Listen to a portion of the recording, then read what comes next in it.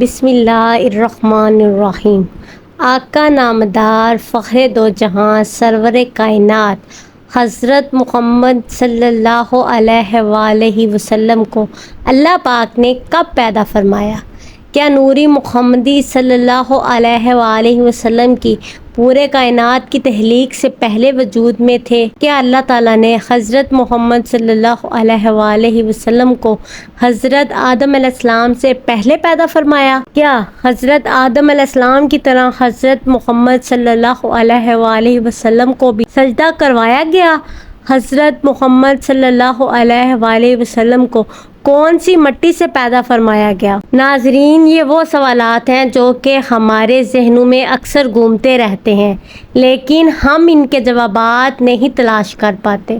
آج کی ویڈیو میں انہی سوالات کے جوابات حدیث اور قرآن کی روشنی میں دیے جائیں گے۔ قرآن اور حدیث کی تمام تشریحات اور تفسیرات چھاننے کے بعد اول تا آخر ہمیں یہ معلوم ہوتا ہے کہ پوری بزم کو مقام محبوبیت اعلیٰ کے مقام پر ایک ہی ذات اور ایک ہی شخصیت فائز ہے، اور بے شک وہ نبی آخری الزمان تاجدار کائنات حضرت محمد مصطفیٰ صلی اللہ علیہ وآلہ وسلم کی مبارک ذات ہے۔ بھلا اس ذات سے بھی افضل کوئی ہو سکتا ہے کہ جس کے لیے اللہ پاک نے تمام مخلوقات کی تخلیق کی؟ امام علوسی تفسیر رخ المانی میں حدیث قدسی بیان کر فرماتے ہیں، محبوب اگر آپ کو پیدا نہ کرتا تو کائنات کو بھی وجود میں نہ لاتا۔ آئے سب سے پہلے حضور نبی کریم صلی اللہ علیہ وآلہ وسلم کے نور کی تخلیق کی بات کرتے ہیں۔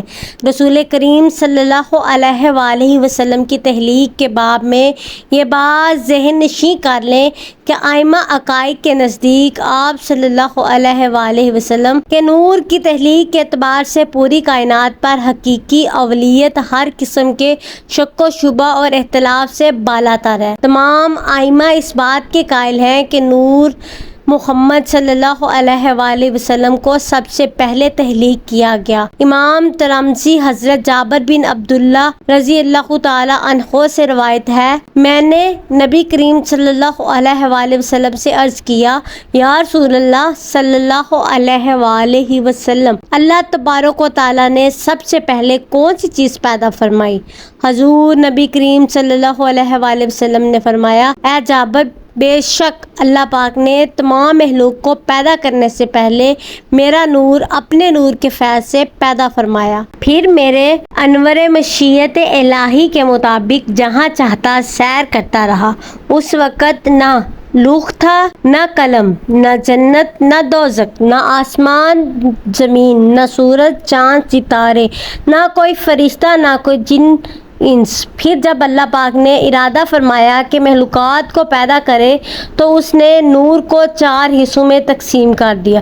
نور کے پہلے حصے سے قلم کو پیدا کیا، دوسرے سے لوح اور تیسرے سے عرش کو، جبکہ چوتھے حصے کو مزید 4 حصوں میں تقسیم کیا۔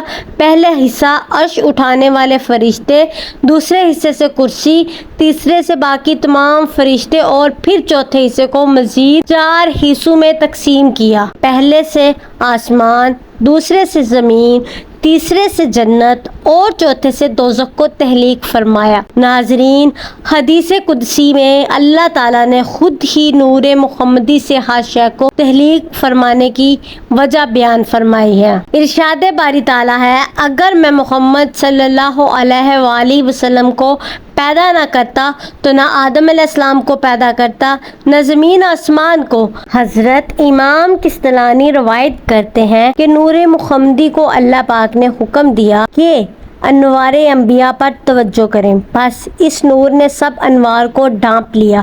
تو اللہ نے انوار انبیاء سے ارشاد فرمایا کہ یہ میرے محبوب محمد صلی اللہ علیہ وآلہ وسلم کا نور ہے، اگر ان پر ایمان لاؤ گے تو تمہیں شرف نبوت سے نوازا جائے گا۔ اس کا ذکر قرآن پاک میں اللہ تعالیٰ یوں فرماتے ہیں، یعنی یاد کرو اس وقت کو جب اللہ تعالیٰ نے تمام انبیاء سے یہ عہد لیا کہ جب میں تمہیں کتاب کتاب اور حکمت عطا کر کے مبعوث کروں تو اس کے بعد آپ کے پاس میرا پیارا رسول آ جائے، تم سب اس پر ایمان لانا اور اس کے مشن کی مدد کرنا۔ امام ترمذی حضرت ابو ہریرہ رضی اللہ تعالی عنہ سے روایت ہے کہ صحابہ کرام رضوان اللہ تعالی علیہ اجمعین نے پوچھا، یا رسول اللہ صلی اللہ علیہ وآلہ وسلم، اللہ پاک نے آپ کو نبوت کب عطا فرمائی؟ تو رسول اللہ صلی اللہ علیہ وآلہ وسلم نے فرمایا، اس وقت جب حضرت آدم علیہ السلام ابھی روح اور جسد کے درمیان میں تھے، یعنی ان کے تن میں ابھی جان بھی نہ آئی تھی۔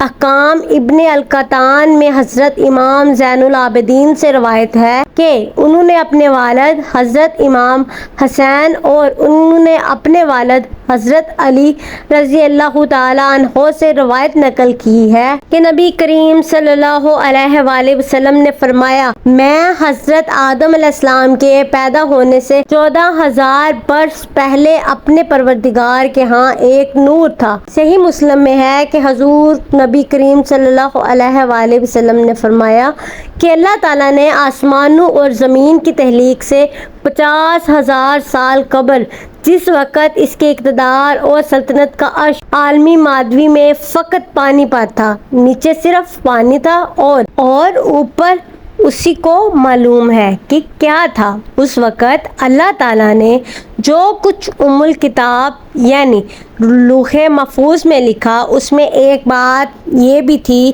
کہ محمد صلی اللہ علیہ وآلہ وسلم سب سے آخری نبی ہیں۔ اسے امام النبانی نے انوار الحمیدیہ میں نقل کیا ہے۔ واضح رہے کہ یہاں سال سے مراد ہمارے ماہ و سال نہیں، کیونکہ اس وقت تو سورج اور شب و روز وجود میں نہیں آئے تھے۔ اللہ تعالیٰ ہی بہتر جانتا ہے کہ اس مدت سے حقیقت میں کتنا زمانہ مراد ہے۔ قرآن مجید میں قیامت کے ایک دن کی مدت 50,000 سال بتائی گئی ہے۔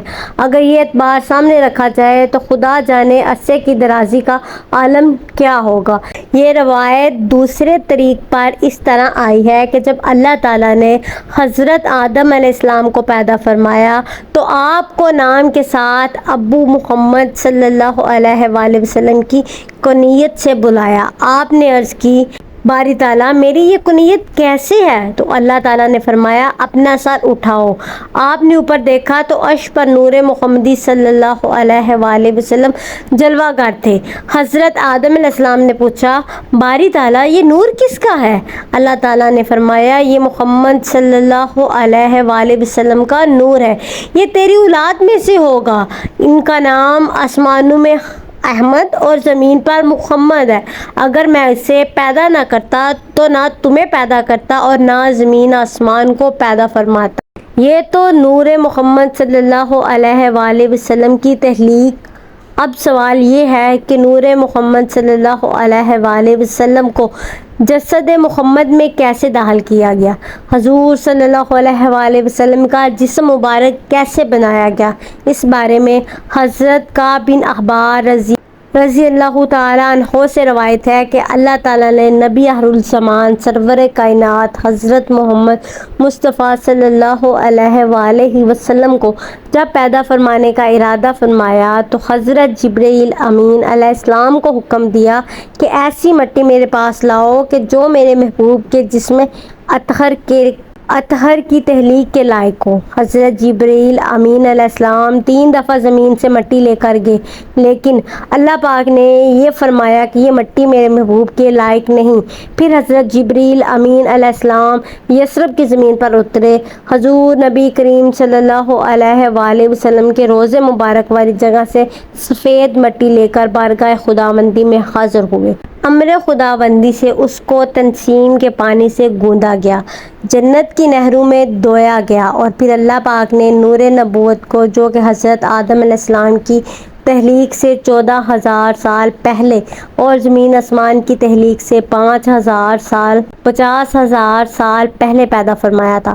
روزہ مبارک کی سفید مٹی میں رکھ کر اس کو لوح قلم و عرش و کرسی زمین و آسمان ہر جگہ پھرایا تاکہ ہر شے اللہ کے محبوب کے شرف و فضل کو پہچان لے۔ ام المومنین حضرت عائشہ صدیقہ رضی اللہ تعالی عنہا نے ایک بار اپنی باری والے دن تھوڑی دیر کے لیے رسول اللہ صلی اللہ علیہ وآلہ وسلم کو اپنے پاس نہ پایا۔ انہیں اندیشہ ہوا کہ آپ صلی اللہ علیہ وآلہ وسلم کسی اور بیوی کے پاس تو نہیں چلے گئے۔